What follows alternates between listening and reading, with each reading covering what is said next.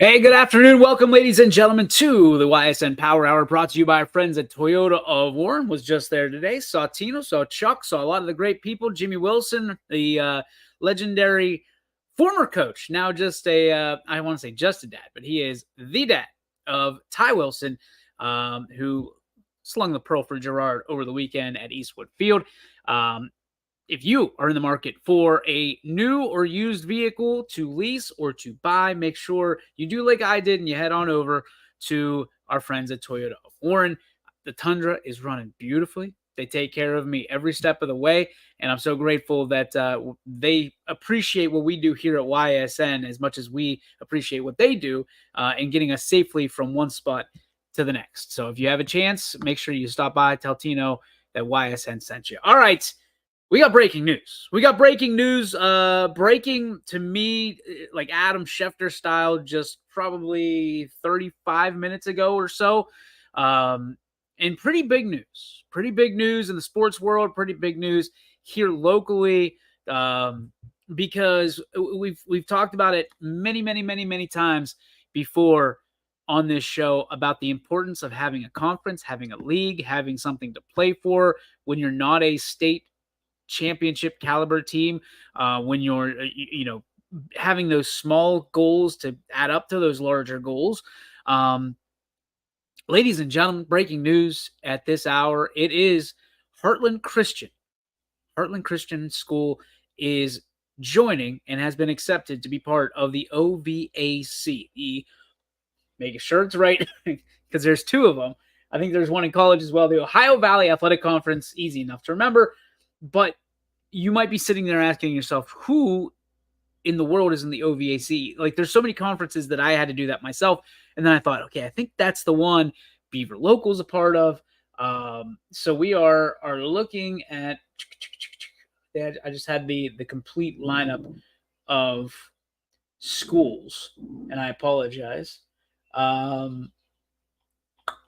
As this is breaking, I'm trying to maneuver this because we have two interviews from Canfield today, baseball, that I want to make sure we get to. Yeah, so it's Indian Creek, St. Clairsville, it looks like. I believe Buckeye Trail. I want to say Beaver Local's in there as well. So we'll get a complete story for you. What I'd like to do is have Josh Scott, the athletic director, and of course, legendary basketball coach of the year here at YSN, for the boys, on and explain a little bit more about why this is the right fit for Heartland Christian. And it seems to be. I know that there's a lot of different conferences, different leagues that we thought, it might make more sense. But the trouble that I think, and I'm not going to sugarcoat anything, I think a lot of these parochial schools have trouble getting in leagues because people still identify them as something that was or occurred 30, 40 years ago or 20 years ago. Open enrollment, as we've talked about constantly, has absolutely balanced the scales of recruitment from parochial schools, and parochial schools have not complained about it. We haven't heard even a whimper of how open enrollment has made the experience worse. What we've heard are whimpers from schools that maybe aren't doing so well in open enrollment. They're the ones that are having a hard time dealing with it. But in reality, open enrollment is just, your doors are open for business.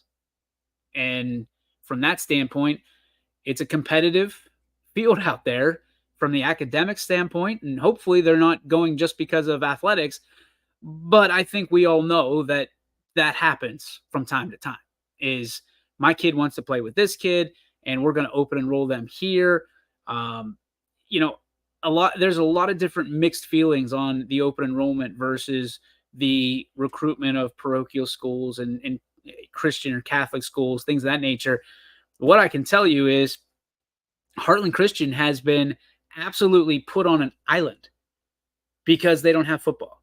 And there's teams and leagues and conferences that will not bring in, whether they're public or private, they will not bring these schools in if they do not have football, because football, in the eyes of these athletic directors or commissioners, football pays the bills for a lot of these conferences. And if you're not able to contribute in that way, then it's an unfair advantage to you to kind of be riding the coattails. And that's the way it's seen from different leagues and conferences around the state, not just here, but across the state. And Heartland Christian doesn't have football, and you look at that, and that has been something that has really put them back. And it's why I'm so proud of them, because they've not backed down. Because here's what you're going to get, right? And this is my opinion only. This is not something that anybody has told me. This is my opinion, and I've talked to Josh about this. I've talked to Coach Franken about this. It's a situation where be careful what you wish for, right? Because if you wish that Heartland Christian or teams like Heartland Christian, I don't want to just pigeonhole them. If you wish that they had a football team, what do you think that means? There's going to be kids and student athletes that are going to want to go there and play football, because then they can create a super team. And then what's going to happen? People are going to complain about it. So I've been saying that everybody, we don't want this team or that team because they don't have football. Be careful what you wish for. Be careful what you wish for. But today's a happy day. The OVAC is welcoming and accepting to our friends at Heartland Christian. We couldn't be happier for them. Obviously, it makes scheduling a lot less hectic. The travel is something that I'm interested in, because that is a lot of travel, at least what it looks like on paper. I again, cannot wait to talk to Josh Scott about what that looks like. And it's not the Friday nights. Obviously, they don't have Friday nights, for football, but Friday nights for basketball and things of that nature. For me, it's, as a parent, as someone who listens to parents, it's going to be the Tuesday night 7th grade volleyball, right? That you have to go down and it's a 2-hour bus ride in some places, I believe. And a 2-hour, that's 4 hours. That's half your school day. And after school, when are you leaving? Because you got to get down there by 5:36. Baseball games, softball games might be a challenge. So we'll see. I'm really looking forward to diving into this conversation with Josh Scott, the athletic director. Really happy for them. But again, a lot of questions. It's one of those things where you turn the page and you go, oh, okay. Well, again, extremely happy for them, extremely happy for the families of Heartland Christian. But I think there's going to be questions raised about where they go. But this, hopefully it's not a situation, for the OVAC where, it fits for them too. It's not just trying to find anybody, because this story has the feel-good effect. But I've got a couple questions. There's a couple of those head scratchers. You're like, okay, wait. So let me get this straight. And there's only one person I can straighten out, and that's Josh Scott. So hopefully we can get him either today, tomorrow, to join us on the show, or to set up an interview and talk about the great news. Again, breaking news that Heartland Christian, OVAC bound for what I'm guessing would be the beginning of next year. So we'll find that out more as we break the story on ysnlive.com here later. We do have a couple interviews to get to. We've got 12 games, live games. The weather is wonderful. You can see it through the prison window I have right there going out. The glass block. It's beautiful outside, folks.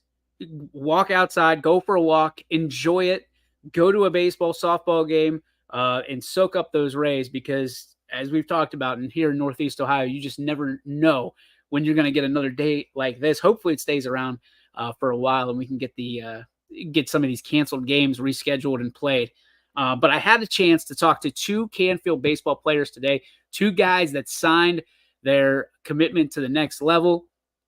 Trent Rarick, a pitcher for Gary Niddle's baseball squad, baseball Cardinals, will be going to Geneva, just down the road here from us in East Palestine. And then you have a guy that is no stranger to YSN, Michael Patelis, a guy that I'm just so high on this young man, character-wise, what he can do on the field, on the diamond, but especially as one catcher to another. One of the best backstops you're going to see. We got a couple of them this year that are on pace for graduation. So I had a chance to talk to Michael Patelis, Trent Rarick, two of the seniors of the Canfield squad. We're going to get to Trent's first as we hear from him. This is going to be an abbreviated, not the interview is great, an abbreviated show today because I've got Ursuline and Mooney today at Scene. So I've got to get out there. But without further ado, we give you Trent Rarick here on the Ysn Power Hour. Welcome in, everybody. It's time for a great opportunity to interview a great young man, both on the field and off the field. He's a very rare commodity for the Canfield Cardinals this year. Ladies and gentlemen, senior just announcing his commitment to Geneva, Mr. Trent Rarick. What's up, T? How are you, buddy? I'm good. How are you? I'm doing well. Hey, congratulations. I saw last night, as typical Canfield fashion at the Avalon downtown, you guys, you and Michael Patelis able to announce officially that you're signing with to continue your I don't know, your skills at this point at the next level. Yeah. You choose Geneva. Let's start off. Why Geneva? Why was it so important for you to become a Tornado? I went there in the summer. It was I forget what month it was, but I visited with Coach Sumner there. We had a talk, and then we had a small prospect camp, and it was super welcoming. And I went there twice actually, and it was super fun. And then a couple weeks ago, I decided to go to Geneva. A young man with a lot of talent, a pitcher, one of the elite pitchers in this area. Trent, for you to only be a pitcher, we've heard stories about POs in the past, but to be a PO to you, I'm sure means a little bit something extra. You can focus just on pitching. Does that help you with time management? Does that help you with the focus aspect of what baseball has become kind of a spider, so to speak, and kind of taking your attention 8 different ways, and you can just lock in on being a pitcher? Yeah, it's super good for me pregame and then during the game to just focus on stretching and just get my arm ready to throw. There's no sense in hitting or getting like a bat loose or anything, so I just get ready to throw, and then whenever I'm called, I'm ready to go out there and throw. You're coming back from a great trip down to Myrtle Beach to hang out with your friends, your teammates, your coaches, your family. For you, a trip like that down to Myrtle to get games in no matter what, why is it so important to you? Why is that such? I mean, if you could tell anybody about that experience, what would you kind of explain to them? It's super fun. Just like live with your teammates for a week in a house. You're spending maybe like 95% of the time with the teammates, so you're just gonna know them more. And then obviously like weather-wise, like up in or down in Myrtle, it was like 70s, 80s for the whole week, and then here in Ohio, it's like it can range from like anywhere to like 30 to 50. So it's really good to play in that nice weather. Just to get games in, right? To be able to get that experience and come back and have some games underneath your belt. Speaking about games underneath your belt, you, Michael, both seniors on a very young team. You've been able to be a big part of this team in years past, learn from a lot of the guys that have moved on, graduated, played at the next level. What things are you finding out about yourself as a leader this year that you want to make sure that people know about? Yeah, me and Mike this year have really taken that next step to becoming leaders. Last year, I was really getting mentored by the senior pitchers last year, like Beck and Connor Meller. And then this year now, me and Mike are taking that step to becoming leaders of now this such a large freshman class. We have around like 12 to 15 seniors or freshmen. And me and Mike really have taken that next step this year, becoming leaders for this team, and just showing these freshmen how to play Canfield baseball and be a teammate. So what does that look like when you say to a freshman, this is what Canfield baseball looks like? How do you explain it? Is it something that you talk about, or is it something that you show them on the field or in the gymnasium? It's something that we usually just show.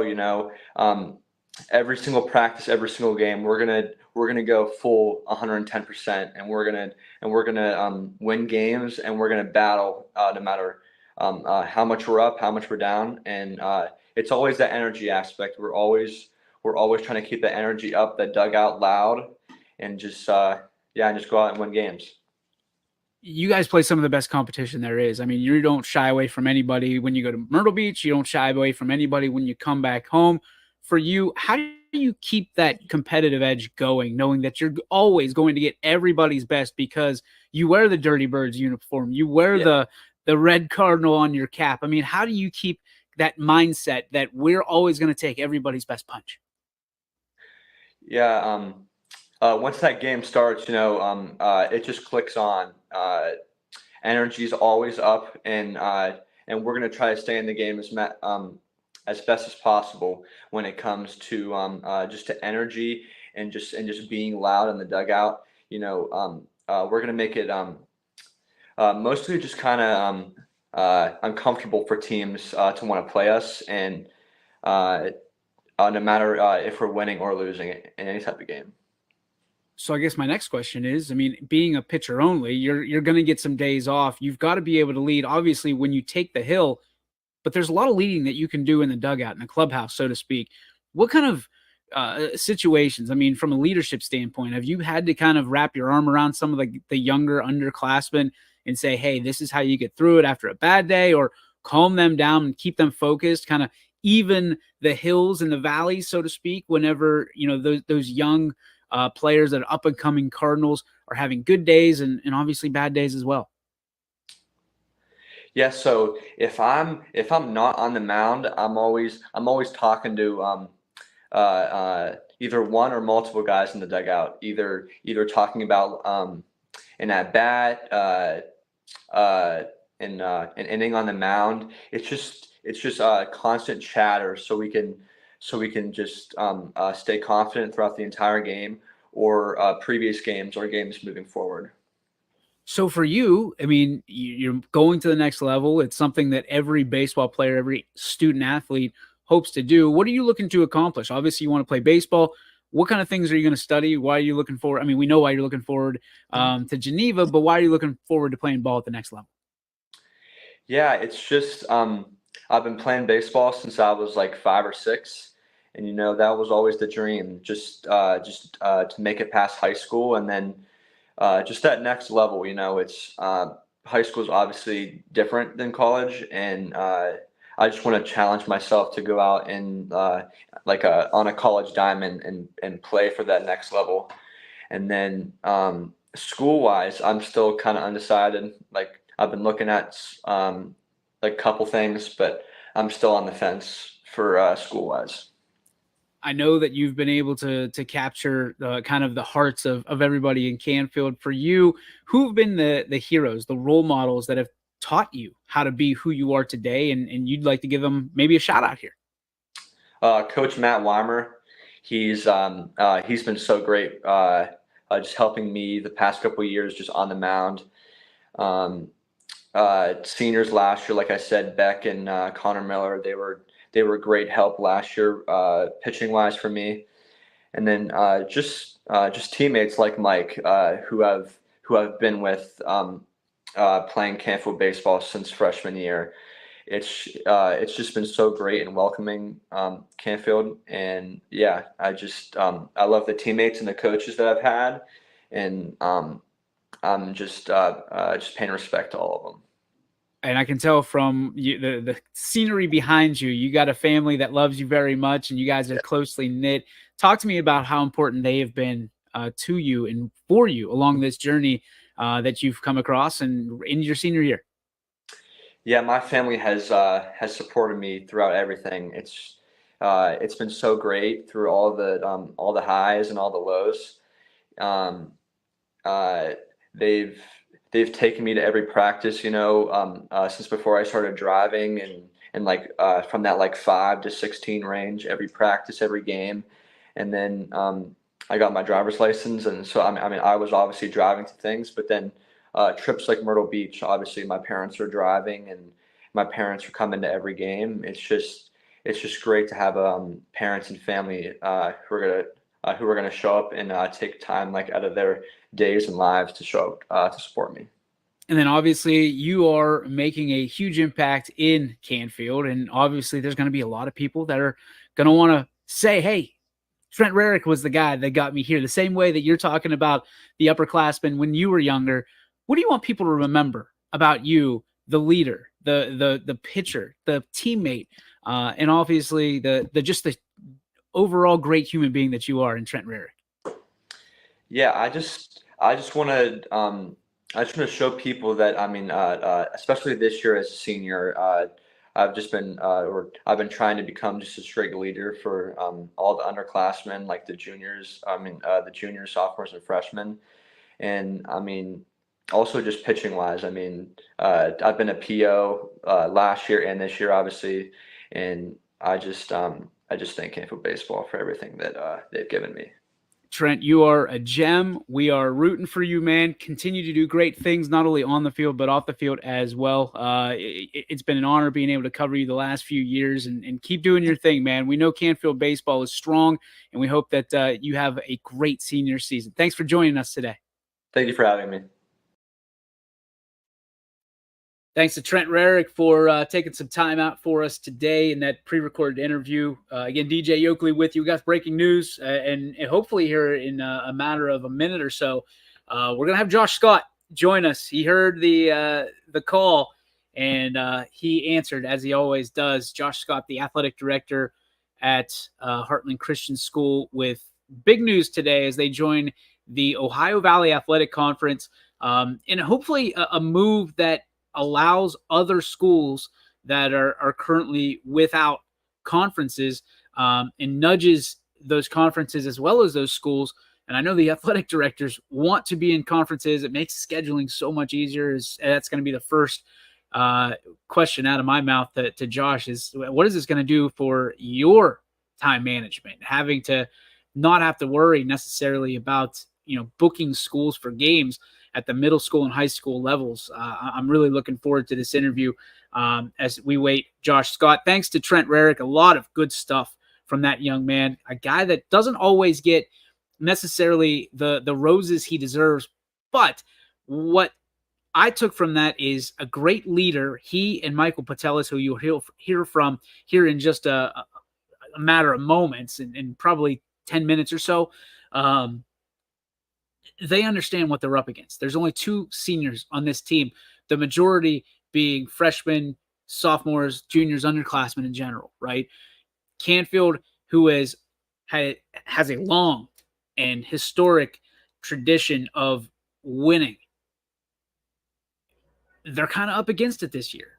And these 2 guys are, yes, they want to go out with a bang their senior year, but what I learned in these 2 interviews was these guys are more kind of privy to molding the next generation of Canfield baseball, the next generation of leaders to come up through and play on that field, and could not be happier for that. And I think, again, as we talk about a lot, leadership, it starts at the top. There's a lot of people that are influential in that dugout.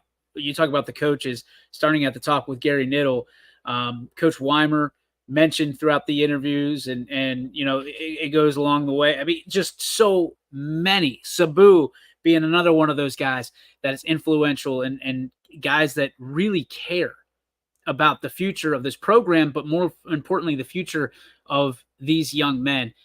Cannot wait to get to the Patelis interview and let you hear what Michael had to say. We're going to take a quick break as we wait for Josh Scott here. We'll be back right after this on your home for loyal, local, and live sports. You're watching YSN. It means the world to me to know that what we're doing is impacting people. And whether it's simply I got to watch my son or daughter when I was out of town, or we just love watching YSN. We love what you do for our son or daughter. So whenever someone says thank you, or someone is appreciative of what we're doing, it tells me everyone at YSN is doing what we initially set out to do, which is shine a light on these athletes and help them kind of promote themselves. My name is Anthony Hartwig, and my sports network is your sports network. We believe expectations are made to be exceeded. At the new Toyota of Warren, it's about more than just getting a great deal. It's about service you can count on and a friendship you can trust. Year after year, we've done what we do best. We've gone the extra mile so you could too. Because we know it's just not about buying a new car. It's the start of a new adventure. Toyota of Warren, driven by you. Welcome back, ladies and gentlemen, to the Ysn Power Hour, powered by our friends over at Toyota of Warren. Still waiting on Josh Scott. Busy guy. He's got a lot to do. We're not gonna blast him for that. While we have a second, going to go to the live games. You can go check out the live games on your own. ysnlive.com/live. ysnlive.com/live. I got that right. A little confusing. 12 games on the schedule tonight, and I'm going to give them to you right now. We've got Perry at Edgewood softball for you at 4:30. So that's coming up hot and heavy. Also at 4:30, we've got Wilmington at Mohawk baseball out in Bessemer. So again, thanks to our friends over there at Mohawk for allowing us to be part of that Keystone connection that we have going with Mohawk and Beaver. Also, we've got Austintown Fitch at Canfield softball. It's going to be played at McCune Park, I believe on Field 7. So if you're looking for somewhere to go, you want to see some great softball, that's one place to spot up today. Or you can just watch on YSN at 5 p.m. We have Berlin Highland taking on Louisville. That's baseball, 5 p.m. start. Another 5 p.m. start is Canfield and Boardman. That's going to be a great game. Colin Resitar and Mr. Groner going at it. Formerly teammates, if you remember the BCB days where we were traveling all over the place, they're going to be taking on each other on the bump. Also, we got Hubbard at Lakeview baseball. We've got Lordstown and Ashtabula St. John softball. Also have Salem and Columbiana baseball on the docket. South Range and Struthers baseball, followed by Ursuline and Cardinal Mooney. I will have that game at 5 p.m. We also have Louisville at Ursuline softball, and then rounding out the batch of 12 is Jackson at Louisville boys volleyball. We'll have all those games for you. One place to watch them all. It's ysnlive.com. You can go to the live tab, and you'll be able to watch any of those games all for free here on the network, starting at 4:30. At this time, ladies and gentlemen, we bring in one of my great friends, a guy that's been there since the beginning of this bad boy at YSN, a guy that brought home the hardware, your YSN Basketball Coach of the Year for the boys, and today making some big moves and enhancing the school by joining the Ohio Valley Athletic Conference, the athletic director of Heartland Christian. Ladies and gentlemen, Josh Scott. Hey, Josh, how are you, buddy? Hey, thanks for having me. I'm well. Thanks for jumping on. I appreciate it. Let's get right to it. I got to ask, for you as the athletic director, obviously basketball coach, pulling double duty, how does this help your time management, being able to have people that you're going to play on a regular basis in the OVAC? I'm hoping that it's going to help a lot. The biggest thing, more than anything, was just for our kids to have something to play for, like all the other schools do that are in a conference. So, that was the most important thing to me. And so, whatever scheduling comes about, if it helps, that's great. If I have to do a little extra work, that's okay too. It does seem it's a little unique, and it's not just like some of these local conferences where the schedule is set. I still have to go find schools. We have to have at least 6 in each sport from the OVAC. So, I have been working on that, but we were trying to be proactive, but until we found out today that the vote went through and that it's official, that now I can really get cracking on it. So. Okay, so the OVAC, correct me if I'm wrong, is one of those really interesting conferences that you can be members of 2 conferences when you're in the OVAC. Is that correct or incorrect? Yes. That's right. So we will be joining like Southern and Wellsville, for example, who are also in the EOAC. They do it both, but our hope was that in the grand scheme of things, we're hoping that this is a stepping block for us to possibly be that team that also has 2 conferences as well. So we're hoping that we can show some stability, some responsibility of being in a league, and then maybe we'd be a little bit more attracted down the road to to be in some of these local or in a local conference as well. Okay, so one of the immediate things when you texted me and let me know that this was happening was the question that I had was travel time. I mean, you guys Yeah. obviously don't have to worry so much about Friday nights with football because there's no football program there.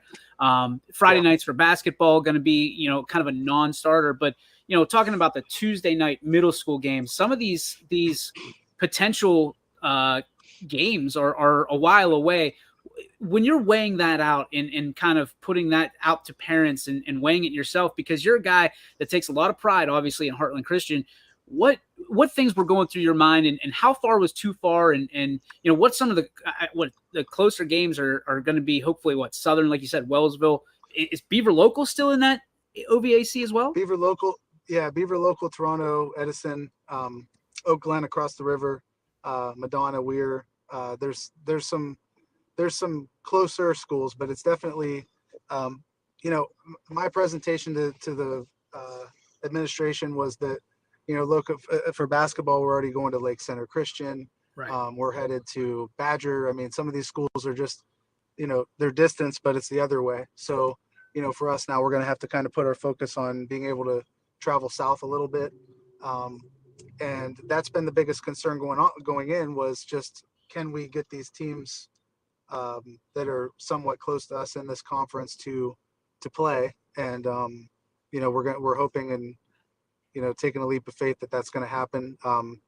You know, for girls hoops and you know, even volleyball, I've gotten a lot of good feedback on some of these schools that we're going to be able to get those games scheduled. But, you know, that's the risk, and the risk reward for us. The reward was bigger in the fact that our kids now have a championship to play for, all conference honors, and just more opportunity across the board for our kids. So that was the most important, and that was the selling feature for me to give to the school. This is something that you and I have talked about time and time again, and it was very important for you to find a home and find a conference so that there are those boxes to check. I mean, not everybody is able to go and you know, put state championship on the whiteboard at the beginning of the season, and you've been able to. Obviously, that's a dragon you're chasing right now. But for you, when you're looking at this, right? There's because you have wanted to get into a conference since obviously taking over as athletic director, and even before then as basketball coach, because you've had a lot of great teams, not just in basketball, roll through there. For you, it's always been about the kids. The benefits of being in a conference, you said all conference honors, things of that nature, but and playing for a conference title. What are some of the other benefits that you, as a guy that's been there and done that, and now coaching these kids up, what are some of the benefits you're really looking forward to playing in those games that have so much on the line? Yeah, that's the biggest thing. You know, I had Pops riding home with me here, and he made the trek down to St. Clairsville to go down and go through this meeting. But yeah, we were just saying that opportunity to have those big moment games where, you know, the outcome matters, and not that it doesn't every other game, but it's a lot easier to sell to kids. You know, and even for the tournament this year, for the state tournament, now that RPI is a thing, you know, that's helped us out a ton too. That, you know, games have significance now, and then we have, you know, we're always going to have those 2 games slotted for the top 4 in each division of the OVAC. There's 5 divisions of all the schools. The top 4 in each sport get an opportunity to go play for a tournament, where the rest end up getting matched up with a likely ranked school where they're similarly ranked. So, but just to have that, you know, the friendly rivals, and, you know, the opportunity to maybe play some of these schools year in and year out, and those games have significance where it's not just, you know, here we go again on the road to this school that, you know, we don't know that well, or what have you, and the game ultimately means nothing in the grand scheme. You know, those are things that hopefully will be all part of the past now. You know, and just being able to have our kids be, you know, learn what it takes to go out and play for a title, because it is hard. You know, it's a lot easier just to play, you know, your random Tuesday game and maybe be the team that just has more heart that night because that maybe the other school wasn't as, you know, into it. Those things happen. now these games have significance across the board. So. Last question for you, and we're taking the gray clouds out of this. I mean, obviously, we got to ask some tough questions because it's what we do. It's journalism. It's journalism. But at the end of the day, Josh, you've taken a lot of pride in making every day a better experience for those kids at Heartland Christian. For you to be able to fly this up the flagpole as part of what you're doing, and I say part because you're doing a lot with the administrators over there as well. I'm really proud to see what you have turned this into, as well as the administrators over at Heartland Christian, because the ultimate thing, and it's not a commercial. The ultimate thing is those young women and young men that walk through those doors that give the glory to God and all of that along the line, whether they're on the floor, off the floor, on the field, off the field. When you sit back and you think about this tonight, and this is something that you've thought about for a long time, what's the thing you're most proud of after this accomplishment? I'm just proud to be a part of it. Honestly, I and you said it perfectly. I mean, that is the truth. I've been just this one cog to the whole system here. This started, this is year 5 for me, being at Heartland in general. And when Susie Shields was here and she brought us in, this is a conversation that we've had since then. So I know that she had been trying hard. We've been trying hard to get into a conference in general and to accomplish some of these things that we've done. And, this has been, it's God's will now. And I'm happy to be part of that, scenario now. And obviously, it's, you try not to be too prideful, but I mean, we're all proud of where we've gotten to, but obviously we can be better. And I'm hoping that this is a big stepping stone into becoming even better, as a program, as a school on the athletic side. But yeah, I mean, that's probably it. I'll be thinking about, outside of me not being able to constantly stress about schedules now.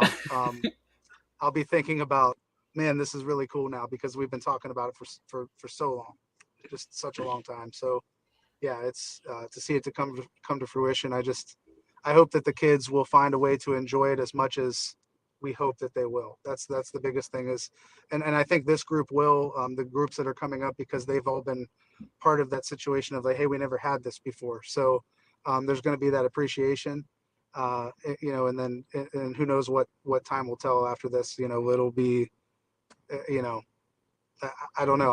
I'm just hoping that there is a master plan. I know there is, right? But we're just hoping to continue to be part of that and enjoy it. That's the biggest thing. Josh, we're proud of you, man. Congratulations on the big news today. Thanks for letting us know about it. And obviously, we'll be looking forward to covering you and the other OVAC teams as you make the trek down there. They come up our way, and we look forward to you putting that first conference championship on the wall. That'll be an exciting time when that comes. Josh Scott, so much, thank you so much. Appreciate you. Get home safely, my friend. We'll talk to you soon. Yes, sir. All right. There he goes. Josh Scott, thank you so much for taking time out. Didn't have to do that. Obviously, in the mix of a lot of emotions and a lot of driving, a lot of traveling. Pops is in the car. It's a special day. A very, very special day for Heartland Christian. And obviously, one of the things that he said at the beginning that I'm really got my ears perked up is maybe this is an opportunity to get kind of that double dip and get another, maybe a more local conference to give them a shot, to give them and to look past the no football rule, to give them a shot, to allow them to be in a conference and let these kids play for something special, something that the OVAC is more than certainly willing to do. So we're excited. Congratulations. Hey, OVAC, great job. Hey, Heartland, great job. We're proud of you. So thanks to Josh for taking time out, kind of an impromptu interview. Obviously in his car, didn't have to do that. We appreciate the time. All right, back to our regularly scheduled programming. Ladies and gentlemen, at this time, we're going to give you the pre-recorded interview with Michael Patelis, the catcher, the senior, and so much more at Canfield High School. Welcome in, ladies and gentlemen, a very special player profile for the Canfield Cardinals, and a gentleman that I've talked to, I feel like, since he was, 14 years old at this point, and now he is one of the standout baseball players in this entire area. maybe even the entire state, hitting over 400 and over, on base percentage over 1,000. This guy is the real deal. He's even added to the things that he's done over the last 3 years. Now he's a star on the mound as well. Ladies and gentlemen, at this time we bring in Canfield Cardinals superstar, Mr. Michael Patelis. Mikey, what's up, buddy? It's great to see you. It's great to see you, Deej. How you doing today? I'm great, man. I'm great. From your standpoint, this has been a special start to the year. You guys just getting back from Myrtle Beach. Explain to me why this trip is so important along the way of what you guys are trying to do here in 2024. Well, it's always special because, down here, the weather's always bad during this time of year. So just being able to get games in down in South Carolina, just to play a couple games, teams you'll never see again. I mean, some of the kids were pretty good down there that we played. Those teams were solid. Just to see good competition, it always brings it back to Ohio to be like, hey, we can definitely compete with anybody in this state.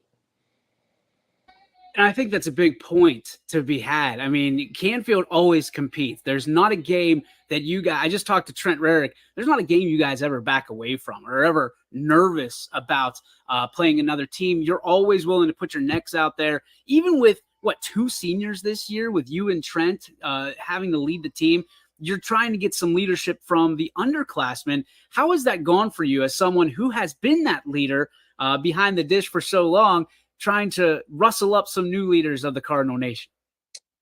Yeah, I mean, it's definitely going to be a struggle the first week or two, but I think we've gotten through that. And I mean, as of lately, we've had a couple juniors already step up to be starting to be those guys that can compete in whatever spot you put them in. David Murphy, who didn't play much last year as a sophomore, has really came into his own down in Myrtle Beach. He hit the ball really well. Him and Zane Jadala both of those guys have really came into their own down in Myrtle Beach, and I just hope everybody can bring it back here ready to go, and so we can go get Boardman today and tomorrow. How do you guys stay consistent? I guess that's the hardest part, and it's for everybody, not just Canfield. I mean, staying consistent, getting those games in, and then coming back, and then having to wait and worry about the weather and things of that nature. How do you kind of stay on your game personally, and how do you keep your teammates locked in on games that you're not sure if you're going to play until 4 or 5 o'clock? I mean, yeah, for sure. Consistency is always a big thing with baseball. You can't get too high when you're doing well. You can't get too low when you're doing really bad. I think it's just getting down to the basics and knowing what you can do best at the best time possible. Like, especially with my game, catching, I do stuff with Coach Weimer off the machine, doing certain drills that I know will help me. And I know Boom does too. Dylan Mancini, we call him Boom. That's always a fun joke that we always have. But yeah, just staying consistent with what you do each and every day at practice kind of sets forth the week. And no matter who you play, just maybe a little minor problem here or there in a swing, or maybe you don't throw well that day, you just go back and look and be like, what can I do just a little bit to fix it and not overwhelm yourself with all the problems, like, too many balls. Just focus on one little thing to fix. I think one of the biggest things that I love and cherish about you is you are the ultimate teammate. You're the ultimate coachable student athlete. When Gary Niddle or any of your coaches ask you to step in and do something, there's never hesitation. You just constantly put your hand in the pile. For you, where did you learn that? I mean, you're asked to pitch this year a little bit more, probably a lot more than you intended to be. You're one of the best catchers in this area, and to have to add that to your repertoire and to your toolkit, so to speak, is that something that you welcomed with open arms? Is that something that you thought, oh, maybe I should think about this a little more? How did that transition go from you being a first team, first ballot all-state catcher to being a pitcher as well? Because that's a tough balance to have, Mikey. Yeah, it is at times, especially as we start up, the body's starting to get used to playing every day now. And just like last year, catching and then pitching the next day. Yeah, it takes a toll a little bit, like during the early couple of season, during a couple of weeks. But after that, I mean, it just really gets into a flow. I mean, I've been pitching and basically doing whatever I can since I was younger. I mean, my dad always told me, play whatever position you can because you never know what it's going to be in college. Because that was the ultimate goal. Go play in college, go have fun. And I feel Perfect. like catching is definitely my main state there. But hey, if they ask me to pitch, I'll go pitch. Look at you, two-way player. No doubt. I mean, you a perfect segue into the next question. You talked about college. You're heading to Tiffin, right? From that standpoint, Yes. there's a slew of Cardinals, and a few of them recently that have made their way to Tiffin. If you add your name to that list, why Tiffin? Why is it that they're drawing the kids from Canfield in that direction? Tiffin, it kind of just felt like home because all the kids there, when I went there on a visit, watched their inner squad, they were all just talking to me like I was just like a normal kid. Nobody treated me like some like superstar. Like I felt like I just fit right in. And Coach Wilkins and Coach Boz did the same thing. They were just talking to me like a normal kid. And I thought that was really a segue of like, hey, this is really a spot for me. When you look at that, I mean, there's a lot that goes into it. And most people won't understand until they actually go through the recruiting process and understanding that there's academics, obviously, that go into that and finding the right spot for them. So not only can they be on that team, but they can see themselves playing on an everyday basis. I don't think you're just going there to have fun and to say, "Hey, I play college baseball." You're going there to make an impact. For you, what were some of the things that you were looking at that Tiffin checked the box for you? Definitely compatibility. I mean, Ricky Havrilla, he basically gave me a spot there because he was talking to Coach Wilkins. He's like, hey, you want a catcher? This is your guy. I've been watching this kid since he was like 12. He knows how to play the game. So I can't thank him and Coach Havs and that entire family enough for giving me the opportunity to even talk to Coach Wilkins and be a part of this program that I will be forever thankful for. And I haven't even stepped on campus yet. And I guess that's my fault for taking you there here early in the interview. What expectations do you have for this team, for yourself, for this particular season? I mean, we talked to Trent. You guys have a tough schedule, one of the toughest in the entire area, and you're not going to back down. What expectations do you have for yourself? You're off to a rousing start, my friend. Can you keep that up? Are you expecting to keep that up? Are you expecting to hit some of the valleys as opposed to just the peaks? How are things going for you, and what are your expectations moving forward? Well, if the expectation is to dip down, DJ, I don't think we'd be having a good year. So, yeah, I mean, just goes back to the little things like staying on my game the way that I know how to play. Try not to get too high, try not to get too low. Just kind of ride it out and have fun with this group because this group is so much fun, especially with my brother here. The only time I've gotten to play with him in my entire life. So we're just going to ride it out together. And I'm going to leave it all on the table for these young guys because after Trent and I are gone, I mean, it's all the younger guys left. So whatever they're left with, what I can give them, I will give them whatever I can. You guys are kind of the last that have seen the postseason. I mean, these unbelievable regular season, runs, and then postseason just dramatics. I mean, for you go back a few years to that Salem game, and the way that your season ended. The year after that, I think in Niles, against Niles at Scene Park. For you, what things are you trying to teach these guys so maybe you can have that longer postseason run this year and you can go out the way that you want to as a senior? Yeah, we can't get ahead of ourselves because we've definitely caught some hiccups down in Myrtle, especially being up early in games and then finding a way to lose later and not putting a team away. That's something that we'll definitely work on. And like even the long runs in the district, I feel like we just can't play down or up to our competition. We just got to play our game. And I think that's what caused us in the last couple of years that we've screwed up on is we've got, hey, we've got this team today. Well, we're just going to go out and roll them. And then we up losing 3-2, 2-1, because we're not focused on us, and let alone we're focused on the other team. So I think we just have to play our game. You mentioned playing with your brother for the first time in your career. I mean, what were the expectations going into this year? And how's he doing? How's he holding up? And I mean, for you, it's got to be weird seeing your little brother in the dugout and seeing your little brother practice and trying to hold him accountable as much or even more so than you do the rest of your teammates. I mean, yeah, it's been fun so far, and he's held his own. I mean, he played well in Myrtle. He had a couple really good at bats for the game that he played. And I think this is just a stepping stone for him getting used to the speed of varsity baseball, because he's played some really good teams and really good competition the past summer, to go into the Pony World Series with a couple of these kids on this team. So I think this whole group can just step up once we play more and more games and get more comfortable with varsity.